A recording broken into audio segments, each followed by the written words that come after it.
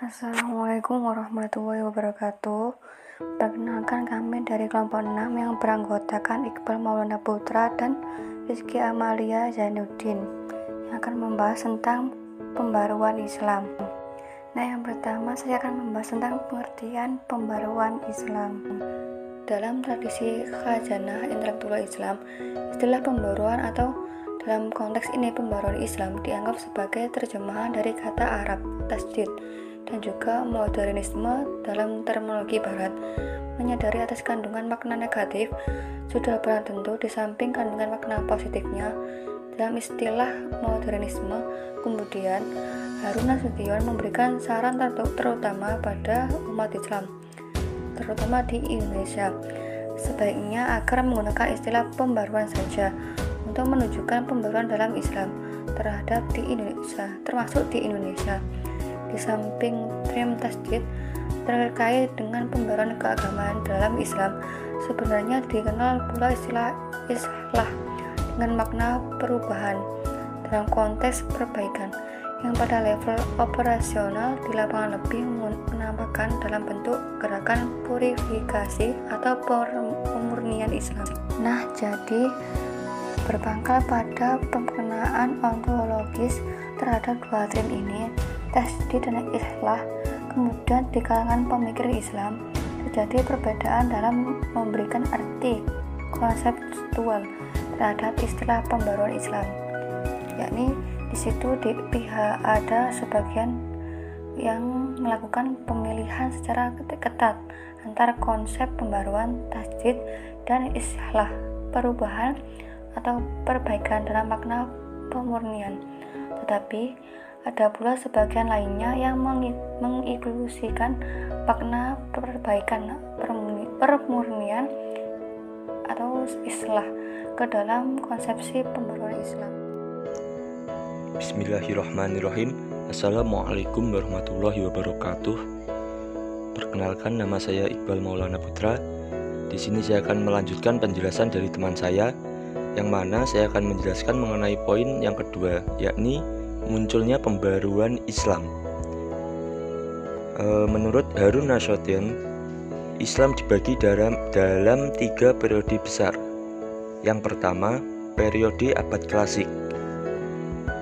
Periode abad klasik menggambarkan mengenai kondisi kejayaan pada dunia Islam. Lalu yang kedua, periode abad pertengahan. Periode abad pertengahan menggambarkan tentang kondisi kemunduran dalam dunia Islam. Dan yang ketiga, periode abad modern. Periode abad modern menggambarkan mengenai kondisi kebangkitan dunia Islam. Dan perlu diketahui bahwasanya setiap periode memiliki ciri-ciri yang membedakan dengan periode lainnya. Lanjut ke poin yang kedua, yakni mengenai tokoh-tokoh pembaru Islam pada masa modern. Yang pertama, pembaru dari India. Nama yang pertama yakni Syekh Waliullah. Syekh Waliullah dilahirkan di Delhi pada 21 Februari 1703. Beliau memperoleh pendidikan dari orang tuanya yang dikenal sebagai seorang sufi dan juga sebagai pengelola madrasah, yaitu Syekh Abdurrahim. Syekh Abdurrahim. Setelah dewasa, beliau Syekh Waliullah turut menjadi guru di madrasah tersebut. Kemudian, beliau menunaikan ibadah haji dan menimba ilmu pada ulama-ulama di Mekah dan Madinah selama setahun. Ia kembali ke Delhi pada tahun 1732 dan meneruskan karir lamanya sebagai guru. Lalu, tokoh pembaru Islam yang kedua yang juga berasal dari India yakni Sayyid Ahmad Khan. Setelah kerajaan Mughal dihancurkan oleh kekuatan Inggris pada tahun 1857, maka tampillah ulama baru di India, yaitu Sayyid Ahmad Khan. Beliau lahir di Delhi pada tahun 1817. Sayyid Ahmad Khan memperoleh pendidikan tradisional dalam pengetahuan agama. Selain mempelajari bahasa Arab, beliau juga menekuni bahasa Persia. Beliau rajin membaca dan banyak memperluas pengetahuan dengan membaca buku berbagai bidang ilmu pengetahuan. Sayyid Ahmad Khan pernah bekerja pada Serikat India Timur ketika usianya masih 18 tahun. Kemudian beliau bekerja pula sebagai hakim. Akan tetapi pada tahun 1846 beliau pulang kembali ke Delhi untuk meneruskan studinya. Lanjut ke tokoh pembaru Islam yang ketiga, yakni Muhammad Iqbal. Muhammad Iqbal berasal dari keluarga golongan menengah di Punjab, India. Beliau belajar di Lahore hingga memperoleh gelar kesarjanaan tingkat magister. Di kota itulah beliau berkenalan dengan seorang orientalis bernama Thomas Arnold. Orientalis inilah yang mendorong Iqbal untuk melanjutkan studi ke Inggris. Lalu Muhammad Iqbal kemudian masuk ke Universitas Cambridge pada tahun 1905 untuk mempelajari ilmu filsafat. Selanjutnya, tokoh pembaru Islam yang berasal dari Mesir. Yang pertama ada Muhammad Ali Pasha. Muhammad Ali Pasha lahir di Kawala, Yunani pada tahun 1765 dan meninggal di Mesir pada tahun 1849. Beliau adalah seorang keturunan Turki. Sebagai seorang raja, Muhammad Ali memprioritaskan bidang militer. Beliau berpendapat bahwa kekuasaan hanya dapat dipertahankan dan diperbesar dengan kekuatan militer. Untuk menopang kekuatan militer, maka ia membangun kekuatan ekonomi. Beliau berpendapat bahwa di balik kekuatan militer pasti ada kekuatan ekonomi sebagai penyedia biayanya. Untuk membangun kekuatan militer dan kekuatan ekonomi, ilmu-ilmu modern diperlukan sebagaimana telah dikenal orang di Eropa. Selain pemikiran tersebut, ide dan gagasan Muhammad Ali Pasha yang dinilai inovatif pada zamannya adalah mendirikan sekolah-sekolah modern. Lalu tokoh pembaru Islam yang kedua yang berasal dari Mesir, yakni Rifa'ah Baidawi Rafi' Al-Tahtawi. Tokoh ini sering dikenal dengan sebutan Al-Tahtawi. Beliau lahir pada 1801 di Tahta, suatu kota yang terletak di Mesir bagian selatan, dan meninggal di Kairo pada tahun 1873.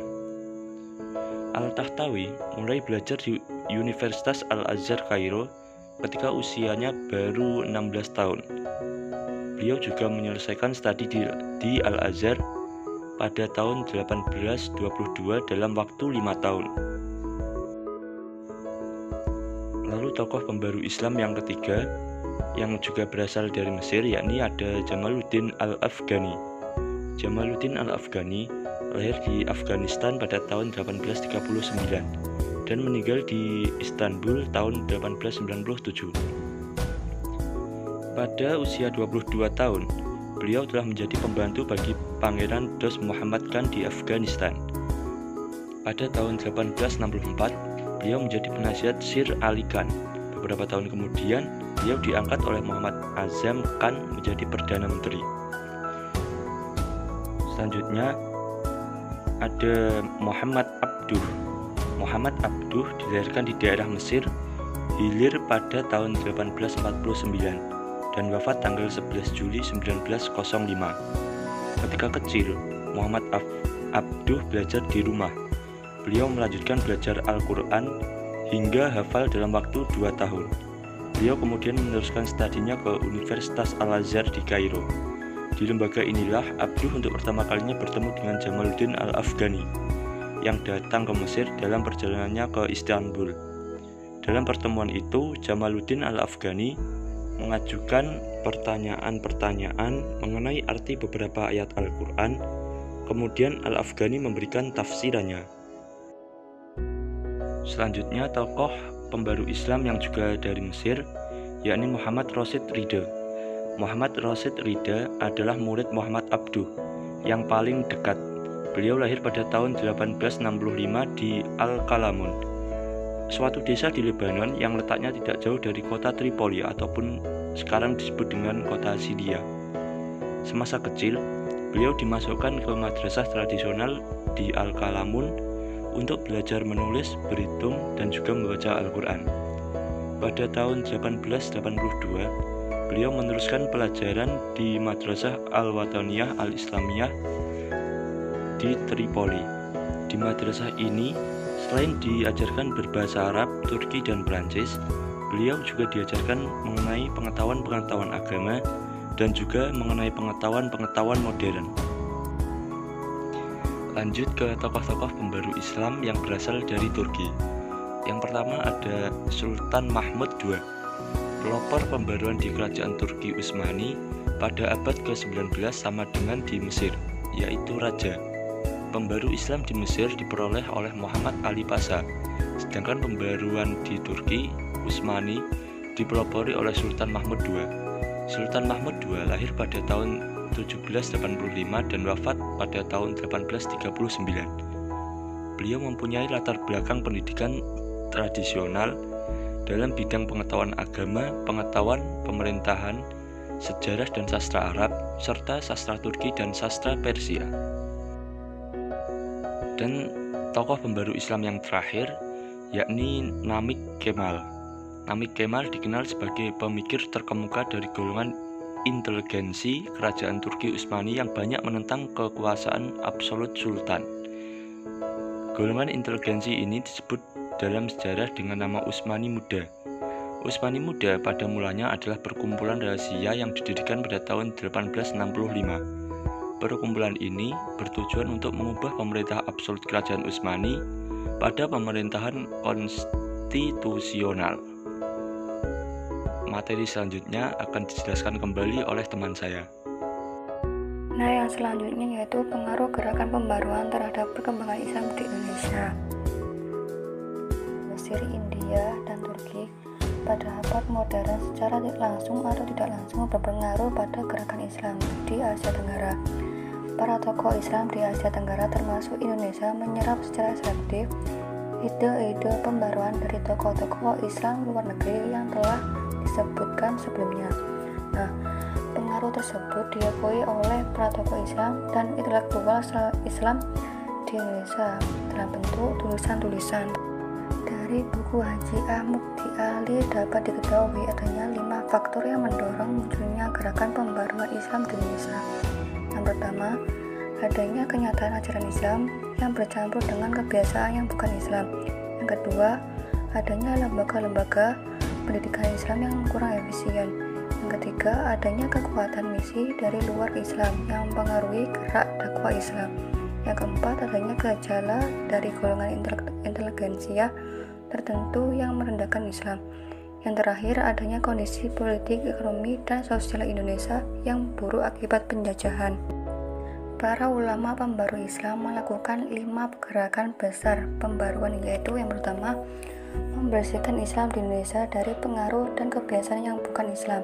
Yang kedua, mereformulasi doktrin Islam dengan pandangan alam pikiran modern. Yang ketiga, mereformasi penafsiran-penafsiran terhadap ajaran dan kondisi pendidikan Islam. Yang keempat, mempertahankan Islam dari desakan-desakan dan pengaruh kekuatan luar Islam. Dan kelima, yang terakhir, melepaskan Indonesia dari belenggu penjajahan. Nah, dari 5 gerakan pembaruan tersebut bukan peristiwa yang terjadi begitu saja, akan tetapi secara langsung atau tidak langsung memiliki akar panjang sejarah di tokoh pembaru Islam di Mesir, India, dan Turki. Pengaruh tersebut berlangsung melalui proses pendidikan dan bahan bacaan seperti surat kabar atau majalah. Nah, pada akhir abad ke-19 ada banyak kaum muslim muda Indonesia yang belajar di Mekah dan Mesir. Di sana mereka bersentuhan dengan ide-ide pembaruan. Mereka membaca majalah-majalah yang diterbitkan khusus untuk misi pembaruan Islam, seperti majalah Al-Urwat, Al-Wusko, dan Al-Manar yang terbit di Mesir. Pada misi pembaruan melalui media majalah kemudian ditiru oleh para ulama pembaru di beberapa tempat di Asia Tenggara. Di Singapura terbit sebuah majalah dengan nama majalah Al-Imam, di Minangkabau dengan nama majalah Al-Munir, dan di Yogyakarta dengan nama Suara Muhammadiyah. Nah, yang terakhir itu ada banyak tokoh Islam di Indonesia yang sepaham dengan misi pembaruan tersebut.